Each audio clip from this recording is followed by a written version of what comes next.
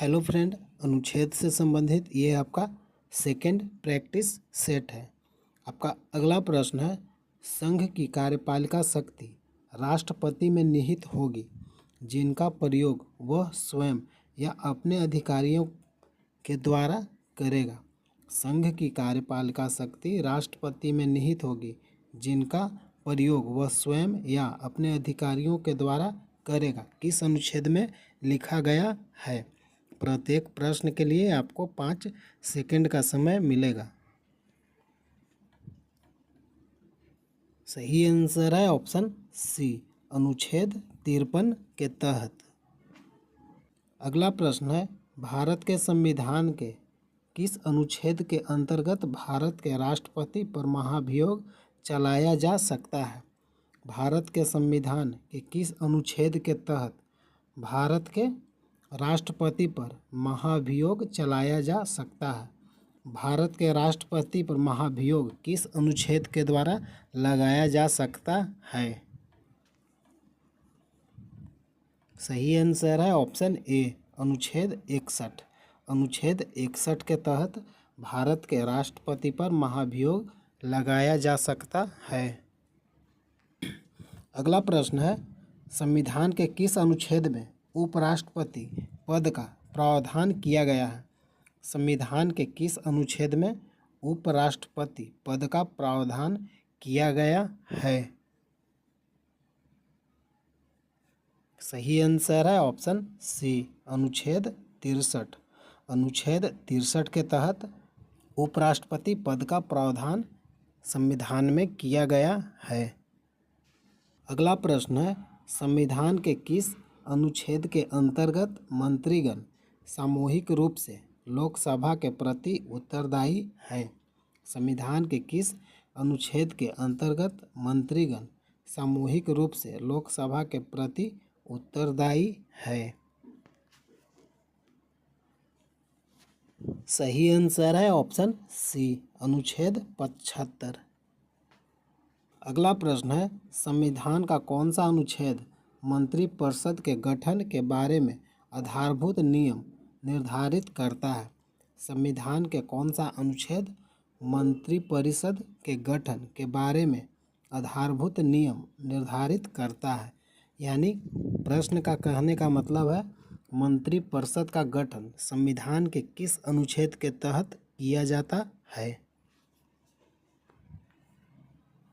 सही आंसर है option C, अनुच्छेद 75।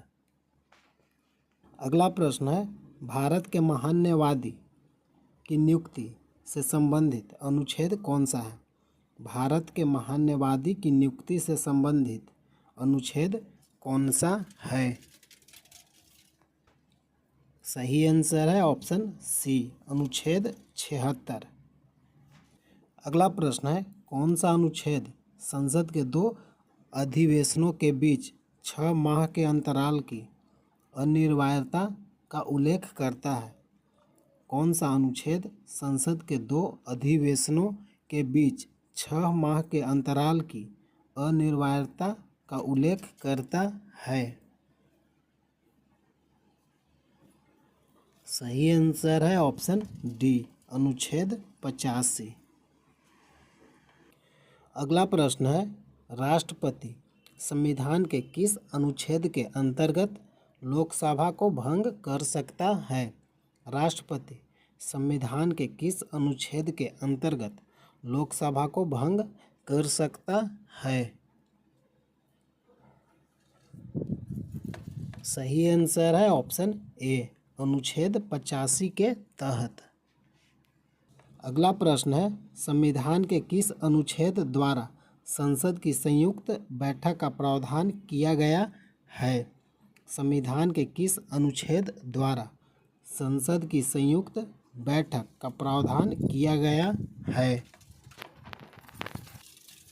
सही आंसर है ऑप्शन बी, 108, अनुच्छेद 108 के तहत।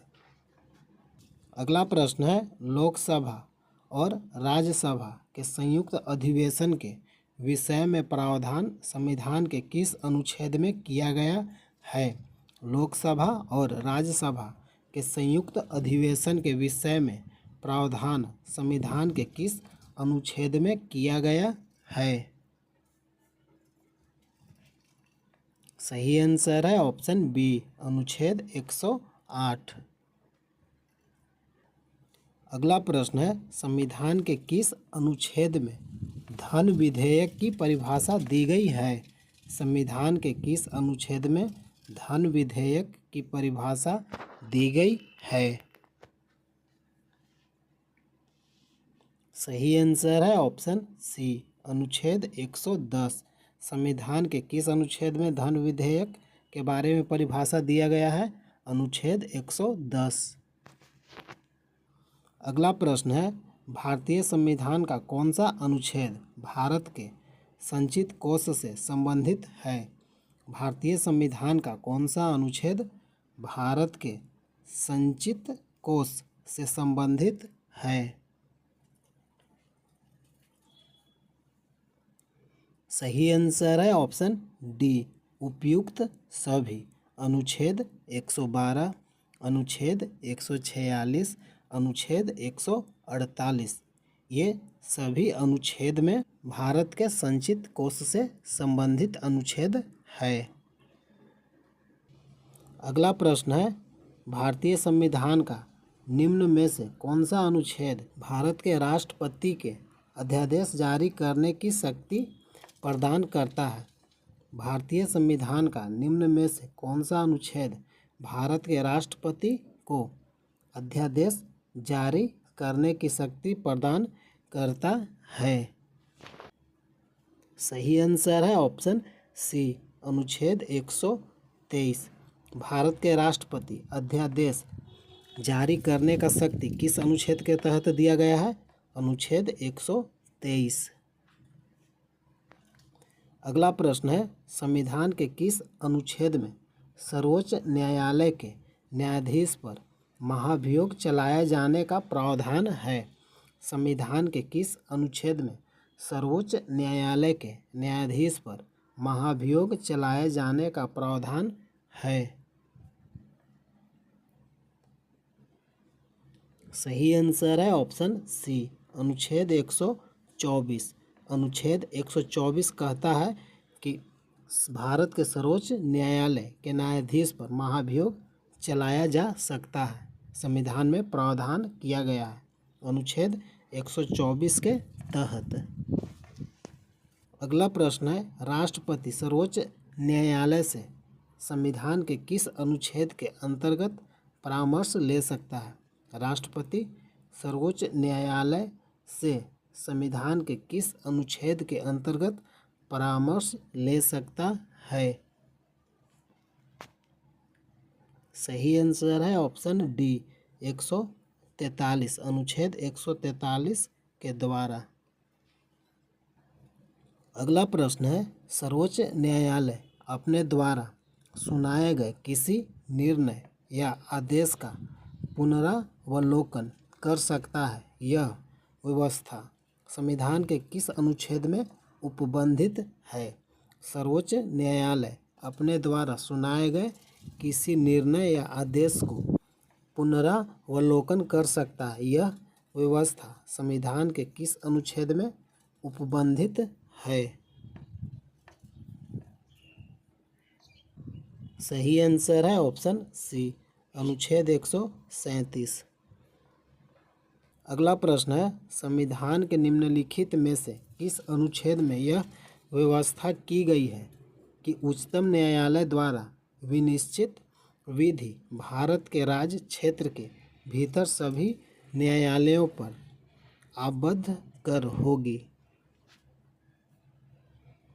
सही आंसर है अनुच्छेद 141। अगला प्रश्न है, भारतीय संविधान में सर्वोच्च न्यायालय तथा उच्च न्यायालय को न्यायिक पुनरावलोकन की शक्ति प्रदान की गई है, जिसका आधार है किस अनुच्छेद में? भारतीय संविधान में सर्वोच्च न्यायालय तथा उच्च न्यायालय को न्यायिक पुनरावलोकन की शक्ति प्रदान की गई है, जिसका आधार है किस अनुच्छेद के तहत प्राप्त है? सही आंसर है ऑप्शन बी, अनुच्छेद 32 के द्वारा। अगला प्रश्न है, संविधान के किस अनुच्छेद के अंतर्गत अधीनस्थ न्यायालय या जिला न्यायालय का प्रावधान किया गया है? संविधान के किस अनुच्छेद के अंतर्गत अधीनस्थ न्यायालय या जिला न्यायालय का प्रावधान किया गया है? सही आंसर है ऑप्शन बी, अनुच्छेद 233। अधीनस्थ न्यायालय या जिला न्यायालय का प्रावधान संविधान के किस अनुच्छेद के तहत किया गया है? अनुच्छेद 233।